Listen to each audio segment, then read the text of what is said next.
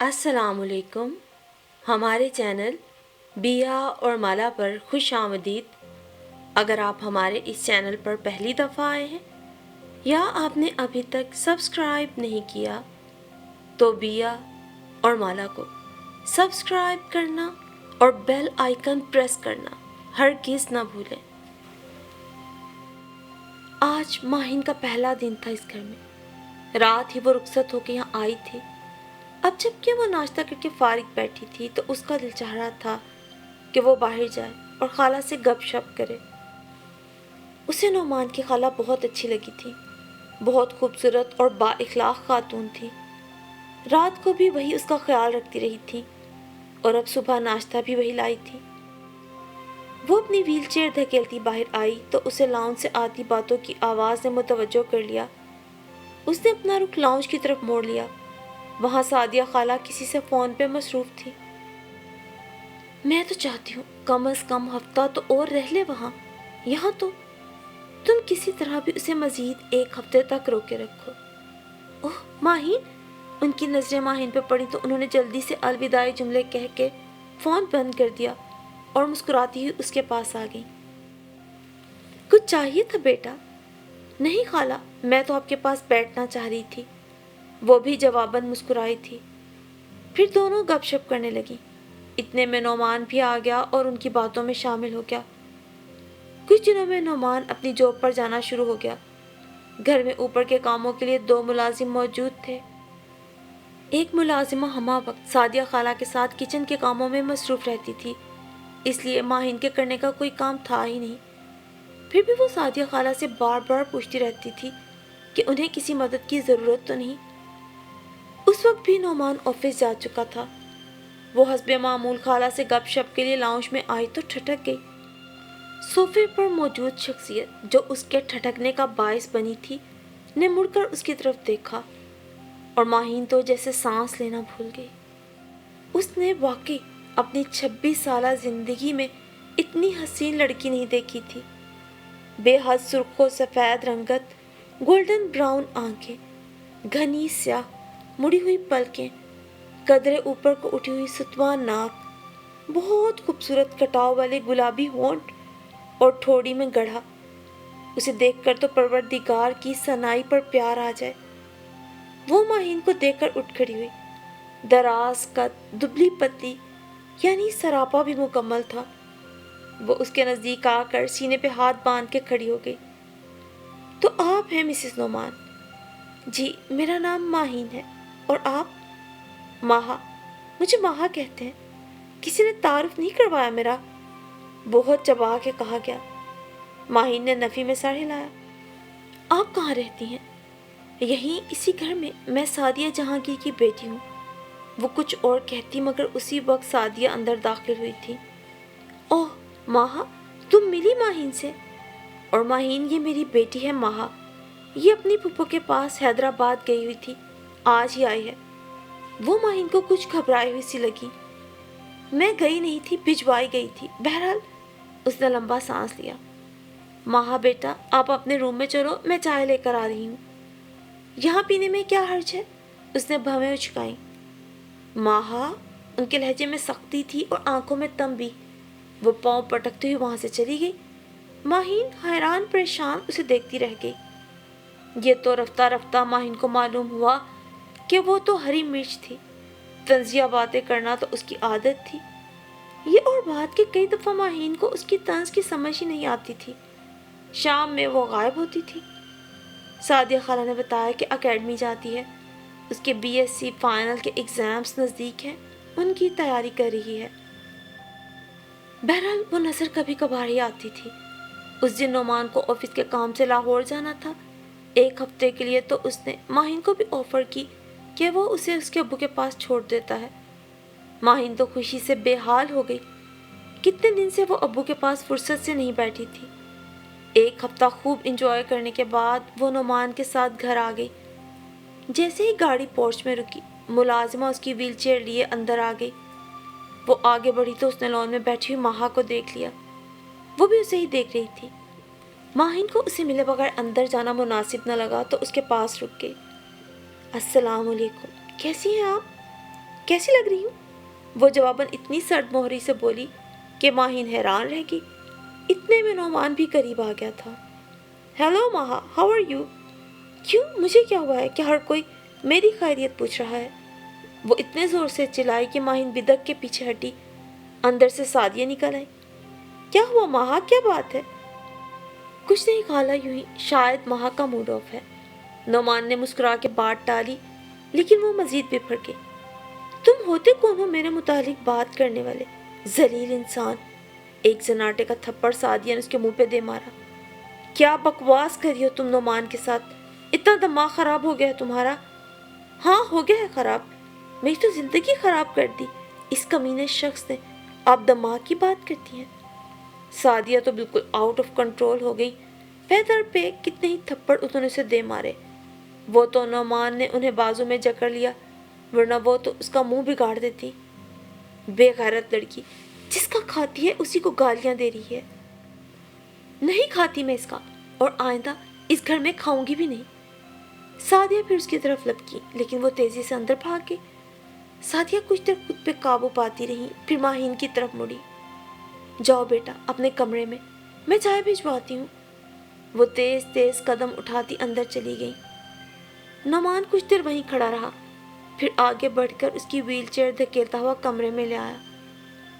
नोमान, माँ आपसे इतनी नाराज क्यों है? बहुत देर से चुपता हुआ सवाल उसने बुलाकर पूछ ही लिया। तुमने देखा है ना वो कितनी इमोशनल हो गई। होगी किस बात पे नाराज, मुझे याद भी नहीं। वो लापरवाही से कंधे झुका के कपड़े तब्दील करने ड्रेसिंग रूम में चला गया और माहिन अपनी सोचों में उलझती रह गई। पता नहीं सादिया खाला कहाँ थी। माहिन कॉरिडोर में इधर से उधर आ जा रही थी कि कोने वाले कमरे से उनकी तेज आवाज आई। आखिर तुम क्यों ये जोग लेकर बैठी हो? वो तो खुशबाश है, अपनी जिंदगी में मगन है, और तुम इस तरह एबनॉर्मल हो जाओगी। आज कितने दिन से तुम बाहर से खा रही हो। अगर मुझे कुछ हो गया तो यहाँ रहोगी भी किस हैसियत से? तुम इन हकाइक से कब तक आंखें चुराओगी? खुदा का वास्ता है माँ, मेरे लिए जिंदगी को इतना मुश्किल न बनाओ। वो खामोशी से पलट आई। बाद में मालूम हुआ कि माहा के लिए एक बहुत अच्छा रिश्ता आया हुआ था, जिसके लिए वो उसे रजामंद कर रही थी। फिर वो रजामंद हो भी गई और उसकी शादी की तैयारियां शुरू हो गई। मायनू मेहंदी एक ही दिन था। उनके काफ़ी सारे रिश्तेदार आए हुए थे। उस वक्त रस्म के बाद सब लाउंज में बैठे बातों में मसरूफ थे। माहिन माहा के लिए गिफ्ट लिए उसके कमरे में दाखिल हुई। वो सामने बेड पे नीम दराज थी, पीले और सब सूट में, फूलों का जेवर पहने, बहुत हसीन, बहुत उदास। उसने खुले हुए दरवाजे पे दस्तक दी। चौंक कर आंखें खोली तो माहिन में नजर पड़ते ही उसके लब भींच गए। माहिन मुस्कुराई और आगे बढ़कर गिफ्ट उसकी तरफ बढ़ाया। ये मेरी तरफ से है। उसने खामोशी से गिफ्ट थाम लिया।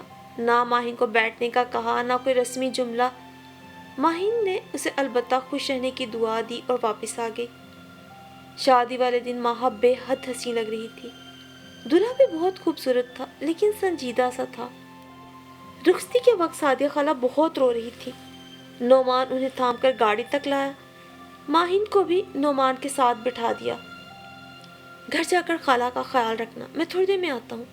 उसने चाय के साथ खाला को पेन किलर्स दी और जब तक वो सो नहीं गई उनके पास ही बैठी रही। तीसरे दिन वलीमा था। उन्हें माहा बहुत खुश सी लगी। वापसी पे वो उनके साथ ही आई थी, लेकिन जब तक माहिन उनके पास बैठी रही, माहा इसी तरह खामोश और उलझी हुई सी थी। फिर रफ्ता रफ्ता आते जाते रहने से ये राज खुला कि माहा के मियाँ हमायूं किसी और को पसंद करते हैं और उन्होंने माहा को अपनाया ही नहीं। सादिया खाला और नोमान उनके पास बात करने के लिए गए तो उन्होंने दीदा दलेरी की इंतहा करते हुए तलाकनामा हाथ में पकड़ा दिया। पता नहीं किस तरह वालिदैन के मजबूर करने पे उन्होंने शादी की थी और 2 माह भी बमुश्किल ही उसे निभा पाए।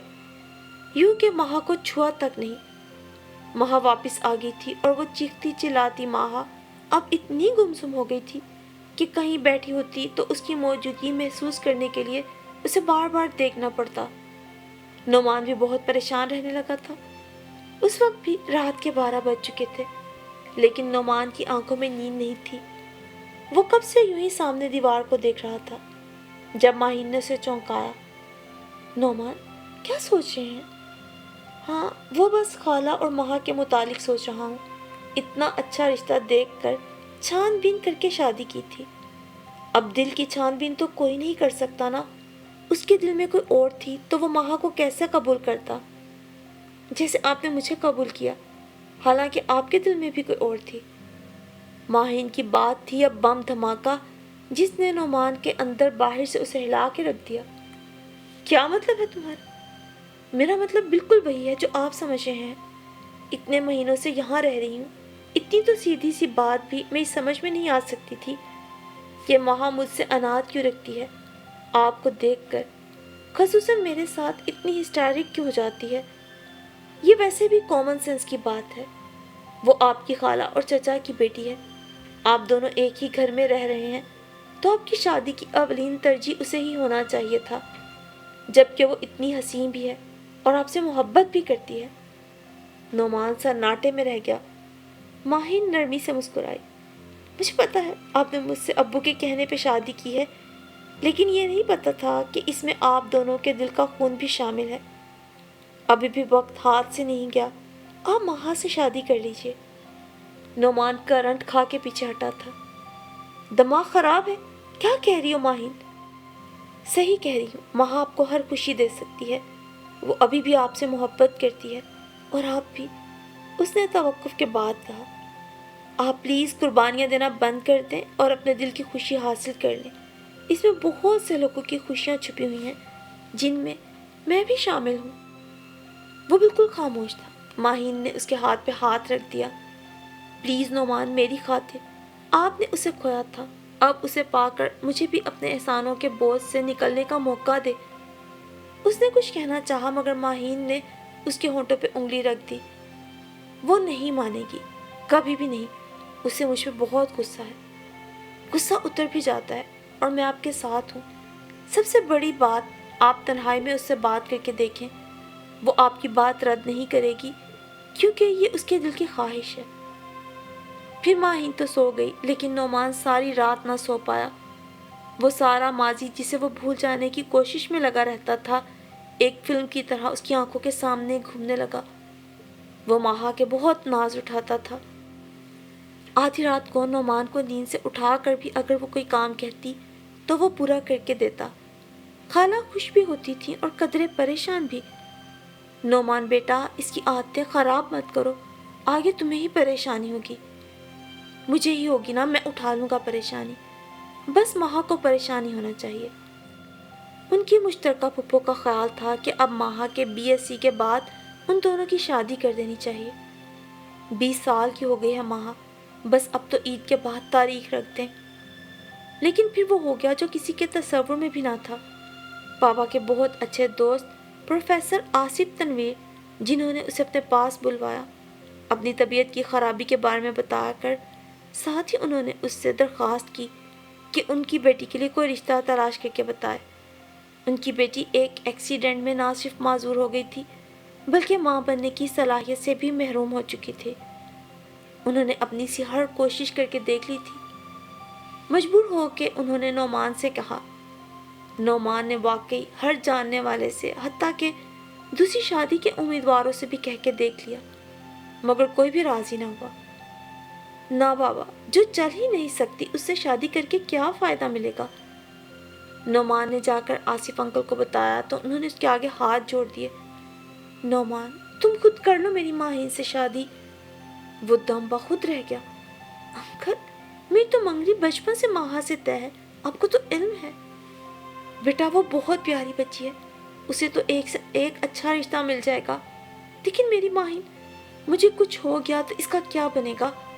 وہ بے اختیار رونے لگے اور یوں نعمان ہار گیا. ایک بوڑھے لاچار شخص کے آنسوں سے وہ ہار گیا. اس نے سعدیہ خالہ سے یہ تذکرہ کس مشکل سے کیا اس کا دل ہی جانتا ہے. ان کی جو حالت ہوئی، کس طرح انہوں نے ماہا سے بات کی، وہ سب جانتا تھا. خالہ تو چپ ہو گئی لیکن ماہا بپھری شیرنی کی طرح اس کے پاس آئی تھی. تم ایسا کیسے کر سکتے ہو؟ تم کیسے کسی اور سے شادی کر سکتے ہو؟ ماہا، میں مجبور ہوں. وہ معذور اور مجبور لڑکی ہے، اس کا باپ بستر مرگ پہ ہے. تو اس میں میرا کیا قصور ہے؟ تم نے اس کے بارے میں تو سوچ لیا، میرے متعلق سوچا کہ میرا کیا ہوگا؟ میں تمہارے علاوہ کسی کا تصور بھی نہیں کر سکتی، میں تمہیں اور کسی کے ساتھ دیکھنے کا سوچ بھی نہیں سکتی۔ نعمان پلیز ایسا مت کرو، میں انکل کو زبان دے چکا ہوں ماہا۔ وہ اس سے نظریں چرا گیا اور پھر ماہا نے بہت ہنگامہ کیا، اتنا کہ زبردستی پھپھو نے اسے حیدرآباد بھجوا دیا۔ پھپھو بیچاری بھی حیران ہوئی تھی، انہیں کچھ سمجھ نہیں آ رہا تھا، دکھ بھی بہت تھا۔ انہوں نے نعمان سے کہا کہ یہ نہ ہو ایک معذور لڑکی کی زندگی سنوارتے سنوارتے ایک اچھی بھلی لڑکی کی زندگی خراب کر دو۔ پھر کوئی نعمان کے دل سے پوچھتا، کتنا مشکل کام اسے کرنا پڑا، ماہا کی جگہ کسی اور کو دینا اور پھر ماہا کو اذیت میں دیکھنا۔ ماہا کے ڈر سے ہی وہ جب لاہور گیا تو ماہین کو آصف انکل کی طرف چھوڑ گیا، اور جب سے وہ گھر واپس آیا تو ماہا نے وہی کیا جس کا اس سے خطرہ تھا۔ سعدیہ خالہ نے جب اسے تھپڑ مارے تو نعمان کو وہ درد اپنے دل میں محسوس ہو رہا تھا۔ کتنی مشکل سے اس نے اپنے آپ کو ماہین کے سامنے بے پرواہ ظاہر کیا تھا۔ پھر جب ہمایوں کا رشتہ آیا تو اس نے خود ہر طرح سے معلومات کروائیں، سب اوکے ہونے پر ساری تیاری خود کی، اور جب وہ دلہن بنی اسٹیج پر بیٹھی تھی تو اپنے خون ہوتے دل کے ساتھ سب سے ہنس ہنس کے ملنا کتنا مشکل تھا یہ وہی جانتا تھا۔ پھر بھی اس نے دل کی گہرائیوں سے اس کی خوشیوں کے لیے دعا مانگی تھی، لیکن وہ اجڑ کر واپس آ گئی تھی۔ اب ماہین کہہ رہی تھی کہ وہ اسے اپنا لے، اسے سر جھکایا۔ اب شاید یہ نہیں ہو سکتا، وہ نہیں مانیں گی۔ اس نے جلدی آنکھیں موند کر بازو اوپر رکھ لیا۔ پھر وہ تو اپنے معاملات میں مصروف ہو گیا، لیکن ماہین نے یہ کام اپنے ذمہ لے لیا اور سعدیہ خالہ سے یہ تذکرہ کیا، نہیں بیٹا میں تمہارے اوپر سوکا نہیں لا سکتی۔ کیسی بات کر رہی ہیں خالہ، ماہا کے لیے لفظ نہ بولیں اور اس گھر میں کتنی خوشیاں پھیل جائیں گی، ان کے متعلق سوچیں۔ لیکن ان کا سر نفی میں ہلتا گیا۔ خالہ نعمان بہت ڈسٹرب ہیں، مجھے پتا ہے، وہ تبھی خوش ہوں گے جب ماہا خوش ہوگی، اور ماہا کی خوشی کس میں ہے وہ آپ بھی جانتی ہیں۔ انہوں نے چونک کر ماہین کو دیکھا، وہ اسبات میں سر ہلا دی۔ انہوں نے اسے بہت محبت سے گلے لگا لیا، دو آنسو ان کی آنکھوں سے ٹپک کر ماہین کے بالوں میں جذب ہو گئے۔ اور پھر اس روز ماہا اپنے کمرے میں بیٹھی تھی جب دروازہ نوک ہوا، وہ چونک کے اٹھ بیٹھی۔ یس، دروازہ کھول کر نعمان اندر داخل ہوا۔ میں یہاں کچھ دیر بیٹھ سکتا ہوں، مجھے تم سے کچھ بات کرنا ہے۔ وہ لب بھنچے خاموش بیٹھی رہی۔ وہ آگے بڑھ کر نزدیک رکھے صوفے پہ بیٹھ گیا۔ وہ کچھ تھکا تھکا سا لگ رہا تھا، شاید آفس سے ابھی آیا تھا۔ میں جو بات کرنے آیا ہوں اس میں سعدیہ خالہ کی حمایت میرے ساتھ ہے، لیکن اصل میں سب سے اہم تمہاری مرضی ہے۔ وہ ہلکا سا کھنکارا۔ ایکچولی ماہین کا خیال ہے ہم دونوں کو شادی کر لینی چاہیے، خالہ بھی یہی چاہتی ہیں۔ اس کی بات اتنی غیر متوقع تھی کہ ماہا حیرت سے بت بنی رہ گئی۔ ماہا، اس نے پکارا تو وہ بمشکل حرکت میں آئی اور بیڈ سے اٹھ کھڑی ہوئی۔ کیا کہا تم نے؟ اس کے لہجے میں گھبراہٹ تھی۔ میں تم سے شادی کرنا چاہتا ہوں۔ وہ بھی اٹھ کھڑا ہوا۔ کیوں؟ اب مجھ پہ کون سے سرخاب کے پڑ لگ گئے ہیں، یا پھر ایک اور ہمدردی کرنے کا شوق اٹھا ہے؟ پہلے ایک معذور لڑکی، پھر طلاق یافتہ، اور تیسری شاید کوئی بیوہ۔ وہ کھلکھلا کے ہنس پڑا۔ اس کے ہنسنے پہ ماہا اور چڑ گئی۔ اتنا خوش ہونے والی کون سی بات ہے؟ اور یہ ماہین کون ہوتی ہے خیال پیش کرنے والی؟ اتنا شوق ہے تمہاری دوسری شادی کروانے کا تو جا کے ڈھونڈ لائے کوئی اور لڑکی۔ وہ تم تو نہیں ہوگی نا؟ وہ نرمی سے اس کے پاس آ کر بولا۔ میں ہو بھی نہیں سکتی، میرے نصیب میں تم تھے ہی نہیں اور نہ کبھی ہوگے۔ ہم دونوں ہی ایک دوسرے کا نصیب ہیں، تبھی تو ہر راستہ ہمیں سامنے لا کے رک گیا ہے۔ تم اچھی طرح جانتی ہو میں نے ماہین سے کیوں شادی کی تھی، اب ماہین بھی اچھی طرح جان گئی ہے، اور اسی نے سعدیہ خالہ کو بھی راضی کیا ہے۔ بس تمہیں راضی کرنے والا کام ان دونوں نے میرے کندھوں پہ ڈال دیا ہے۔ وہ سنجیدگی سے بات کرتے ہوئے آخر میں شرارت سے بولا۔ پھر کیا خیال ہے، کیا جواب دوں میں خالہ کو؟ وہ چپ رہی۔ نعمان نے ہاتھ بڑھا کر اس کا ہاتھ تھام لیا۔ ابھی بھی غصہ ہے مجھ پہ؟ ماہا نے آنسوں سے بوجھل آنکھوں سے اسے دیکھنا چاہا، مگر آنکھیں چھلک پڑی تو وہ دونوں ہاتھوں میں چہرہ ڈھانپ کر رونے لگی۔ نعمان نے اس کے ہاتھ منہ سے ہٹانا چاہے تو وہ اور تڑپ تڑپ کے رونے لگی۔ وہ چپ چاپ اس کا سر تھپکتا رہا۔ کچھ دیر بعد وہ خاموش ہو گئی۔ بہت برے ہو تم نے مجھے بہت رلایا ہے، بہت دکھ دیا ہے۔ جانتا ہوں، تبھی تو تلافی بھی کرنا چاہتا ہوں۔ اور پھر بہت سادگی سے قریبی دوستوں اور رشتہ داروں کو بلوا کر ان دونوں کو شادی کے بندھن میں باندھ دیا گیا۔ نعمان بہت ایمانداری سے ماہین اور ماہا کے درمیان اپنا وقت گزار رہا تھا۔ ماہا بالکل نارمل ہو چکی تھی۔ پہلے کا چیخلا چلانا اور بعد کا چپ کا روزہ سب معمول کی بات چیت اور سب کے ساتھ ہنسنے میں تبدیل ہو گیا تھا۔ وہ ماہین سے بھی بالکل صحیح رویہ رکھتی تھی۔ بہت جلد وہ خوشخبری بھی سننے کو مل گئی جس کا ہر شادی شدہ جوڑے کو انتظار ہوتا ہے۔ نعمان کی خوشی تو اس کے ہر انداز سے چھلکتی پڑ رہی تھی۔ وہ روز شام میں سب کو ساتھ لے کر آؤٹنگ کے لیے جاتا۔ پھر وہ دن بھی آ گیا جب ماہا کو آپریشن کے لیے لے جایا گیا۔ سعدیہ خالہ بھی پریشان تھیں اور متوقع خوشخبری کی خوشی بھی تھی۔ جب نرس نے 2 خوبصورت بچے لا کر نعمان اور خالہ کی گود میں دیے تو دونوں کی آنکھوں میں خوشی اور تشکر کے آنسو تھے۔ آج ماہا کو ہسپتال سے گھر لے جایا جا رہا تھا۔